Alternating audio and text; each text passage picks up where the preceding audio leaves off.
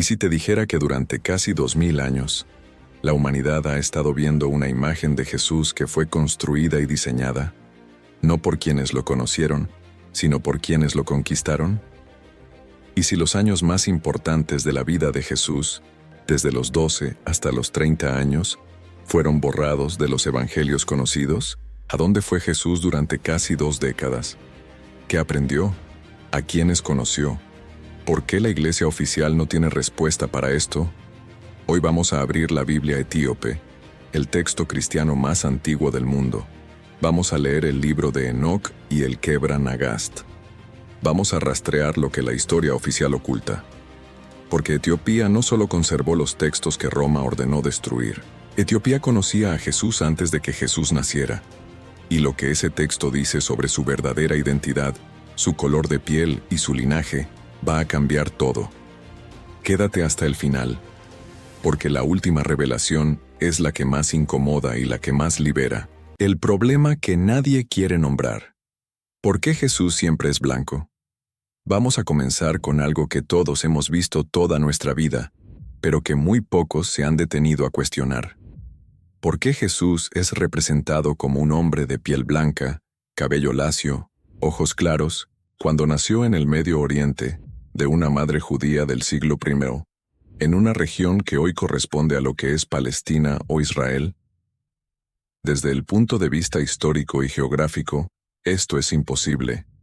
Un hombre nacido en Belén, en Judea, en el año 4 a.C., rodeado de poblaciones semíticas, árabes, egipcias y subsaharianas, estadísticamente, no podía verse como lo pintan en las iglesias de Europa.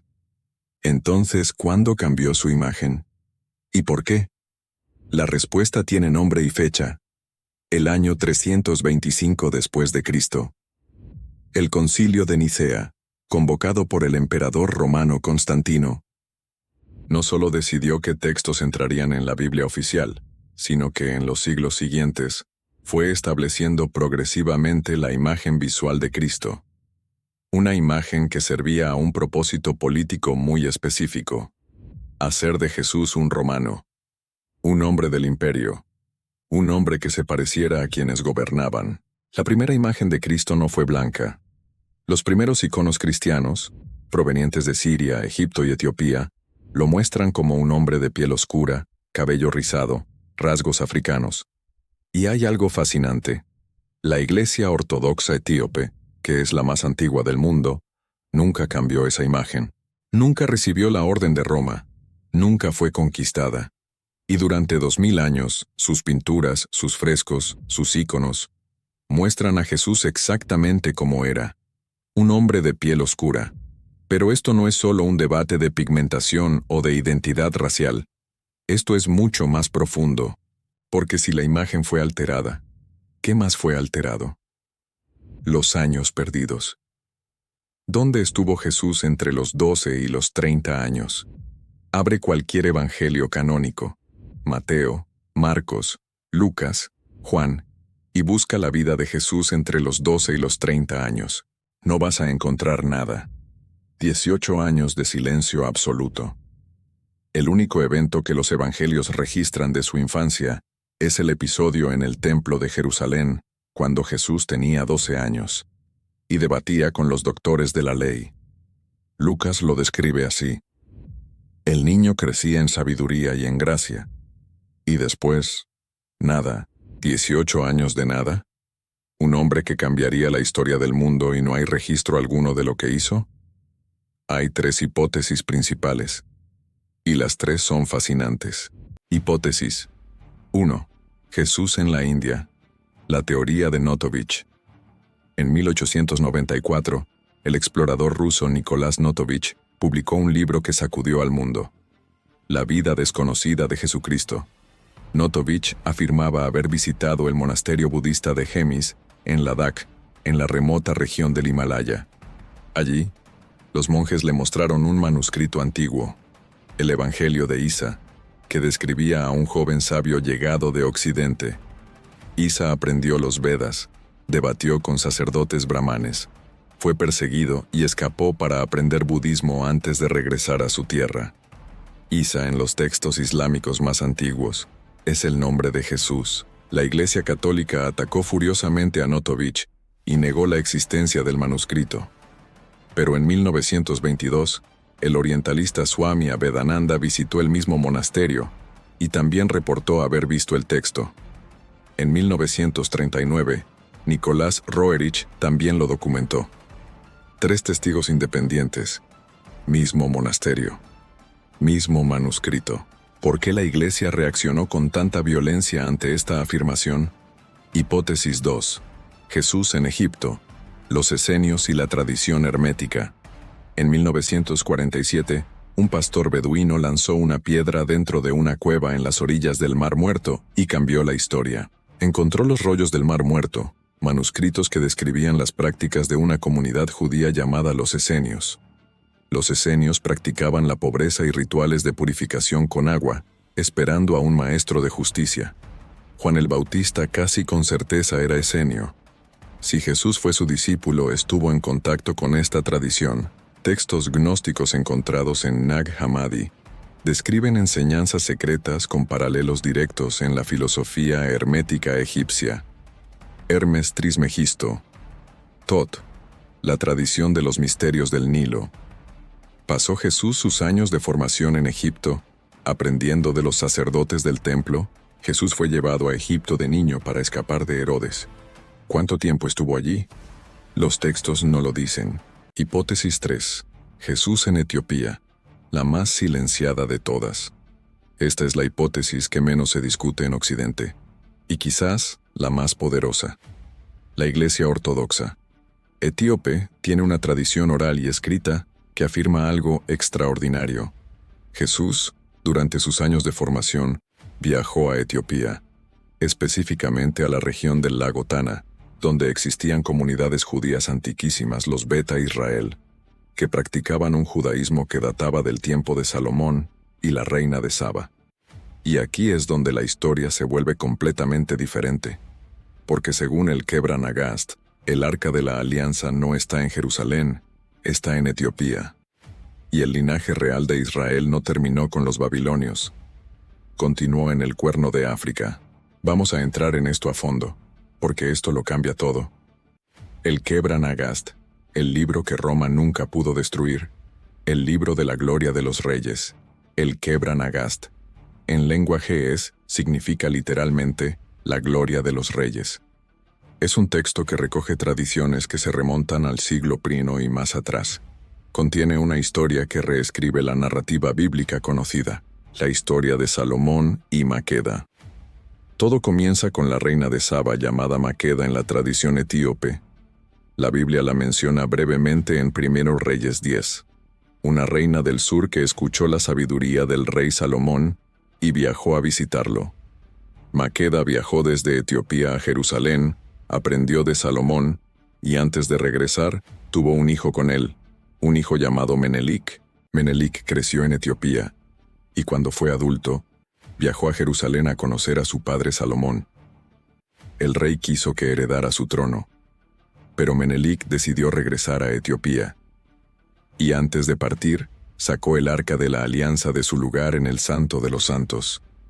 Llevó el Arca a Etiopía, el objeto más sagrado del judaísmo, el trono físico de Dios, la que contenía las tablas de la ley. Según Etiopía, no está perdida. Está en Aksum, en una pequeña capilla junto a la Catedral de Santa María de Sión. Ningún extranjero la ha visto, solo el guardián del arca, un sacerdote que nunca vuelve a abandonar el recinto.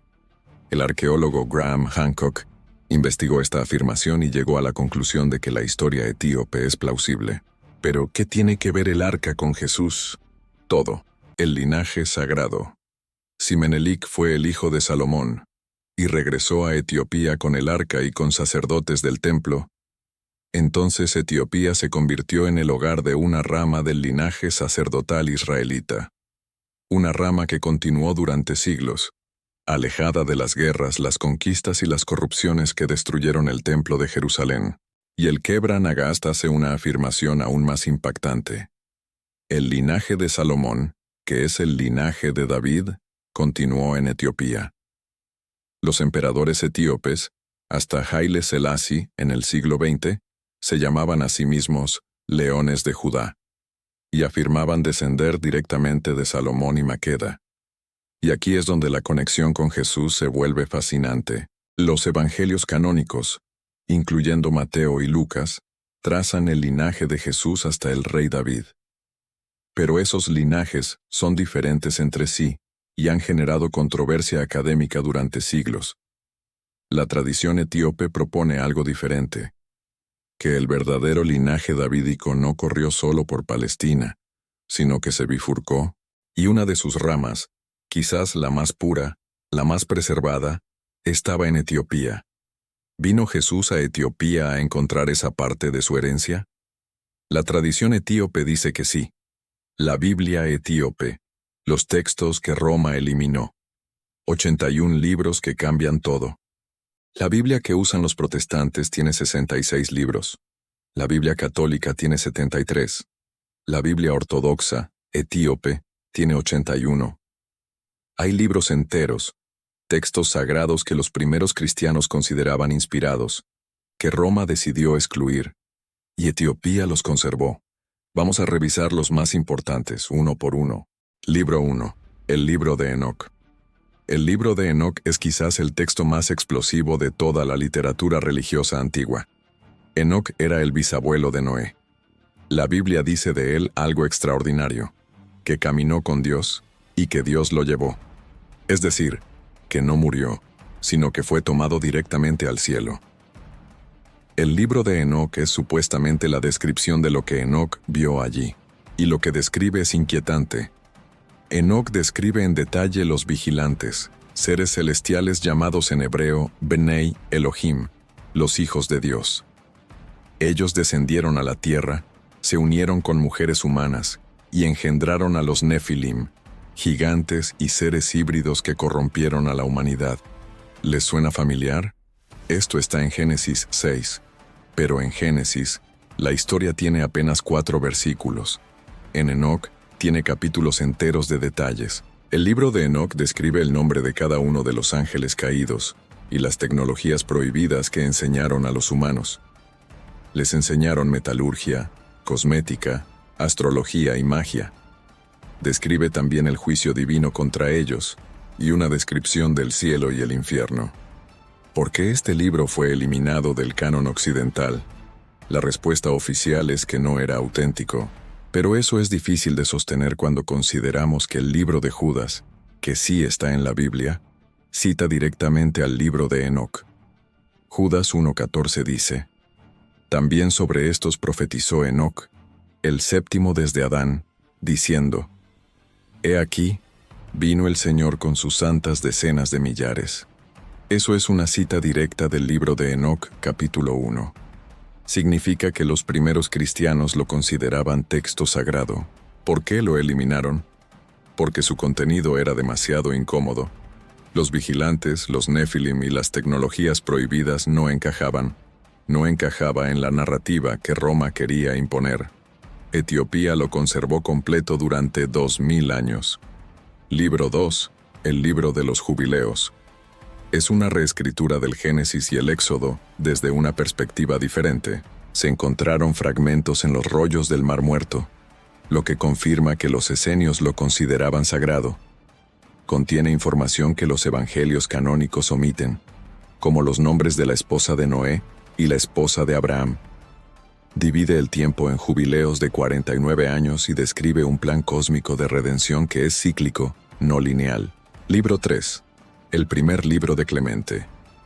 Una carta del Papa Clemente I a la comunidad de Corinto, incluida en el canon etíope. Fue excluida porque sus enseñanzas son demasiado igualitarias y contrarias al modelo de autoridad jerárquica de Roma. Clemente habla de una iglesia donde todos son iguales ante Dios. ¿Ven por qué fue eliminado? El patrón. ¿Qué tienen en común los libros excluidos? Hablan de poderes cósmicos, ángeles y fuerzas espirituales con gran detalle. Muestran un Dios que interactúa con la humanidad de formas complejas y cuestionan la autoridad centralizada. Fueron eliminados porque amenazaban el control político y religioso de Roma. Etiopía nunca estuvo bajo ese control y por eso los conservó. El color de la piel, la evidencia bíblica y arqueológica. Lo que el propio texto dice. Vamos a hacer algo radical. Vamos a leer la Biblia literalmente. No vamos a interpretar, no vamos a teologizar. Solo vamos a leer lo que dice. Evidencia 1.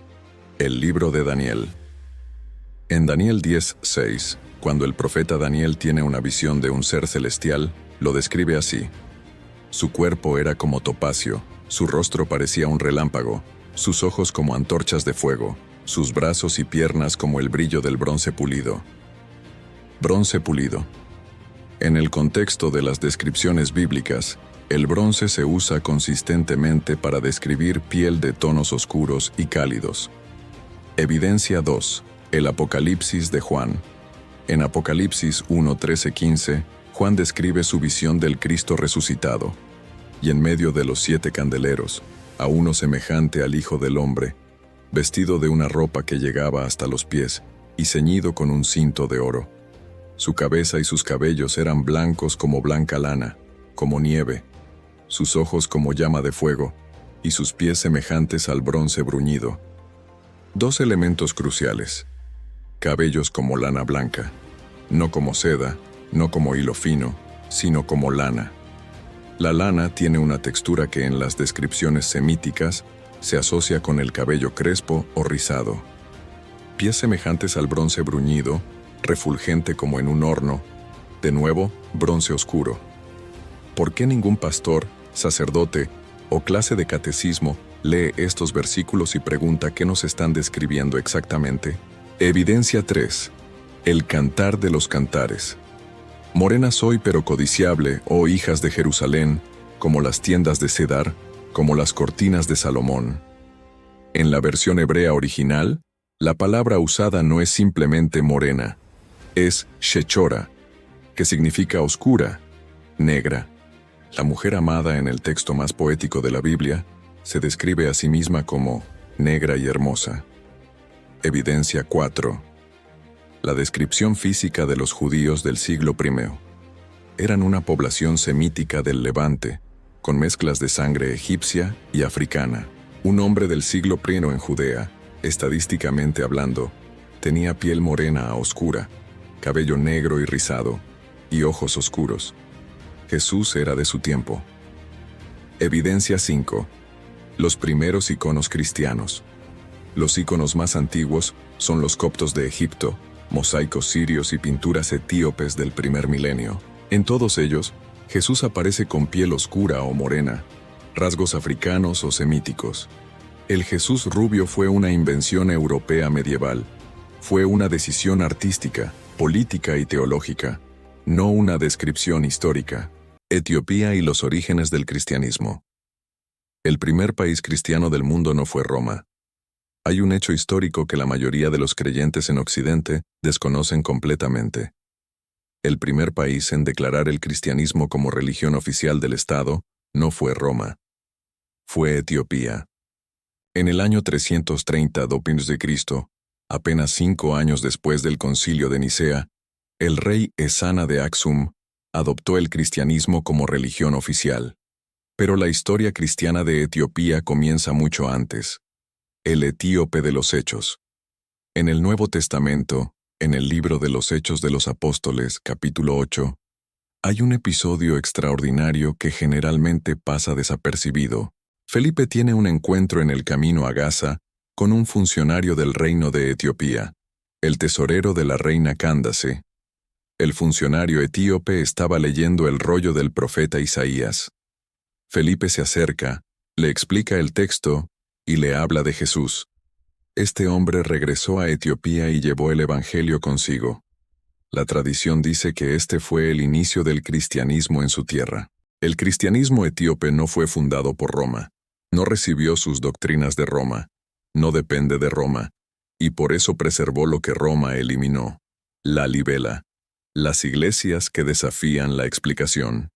En el siglo XII, el rey Lalibela construyó algo que hasta hoy desafía la explicación racional: 11 iglesias monolíticas talladas directamente en la roca viva. no construidas sobre la roca, talladas dentro de ella, desde arriba hacia abajo. La leyenda etíope dice que los ángeles trabajaron de noche, mientras los obreros dormían, avanzando en una sola noche lo que los hombres tardaban un día. ¿Por qué un rey etíope creía que Etiopía tenía el derecho de ser la nueva Jerusalén? Porque creía que era la heredera del legado de Israel, porque tenía el arca, porque tenía los textos, porque tenía la sangre de Salomón, la conspiración del concilio de Nicea. El emperador Constantino convocó el concilio de Nicea en el año 325 d.C. Constantino necesitaba una religión unificada para cementar su poder. Quería un cristianismo imperial que reforzara la autoridad del Estado. ¿Qué pasó con los textos que no se ajustaban a esa visión? Fueron declarados heréticos, sus poseedores fueron perseguidos y las copias destruidas. Pero no todo fue destruido. Los monjes de Nag Hammadi enterraron su biblioteca de textos en un jarro de cerámica en el desierto para salvarlos. Y en Etiopía, una iglesia que nunca recibió la orden de Atanasio continuó leyendo todos los textos que tenía. El libro de Enoc, los jubileos, la revelación final. ¿Por qué importa esto?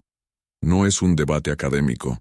Es una pregunta sobre la verdad y la identidad robada, cuando el mensaje implícito es que Dios es blanco, y ustedes son sus siervos.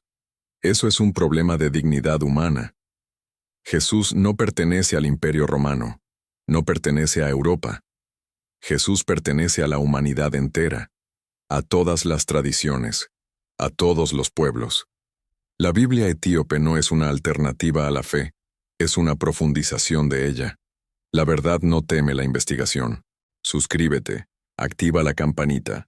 En el próximo video, los evangelios gnósticos. Hasta entonces, sigue cuestionando. La verdad está esperando.